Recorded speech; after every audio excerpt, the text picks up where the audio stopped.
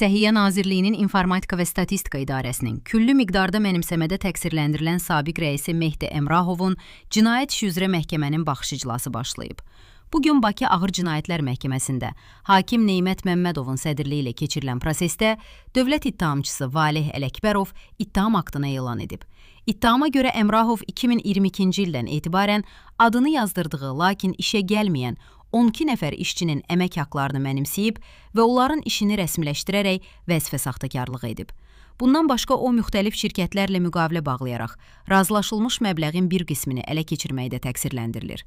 O, ümumilikdə 783 min manat pul vəsaitini ələ keçirməkdə ittiham olunur. Zərərçəkənin nümayəndəsi qismində iştirak edən Səhiyyə Nazirliyinin Daxili Nəzarət Şöbəsinin baş məsləhətçisi bildirib ki, Nazirlik tərəfindən təqsirləndirilən şəxsə 670 min manat dəyərində mülki iddia qaldırılıb.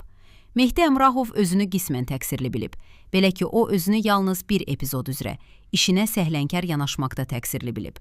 Növbəti proses avqustun 3-ünə təyin edilib.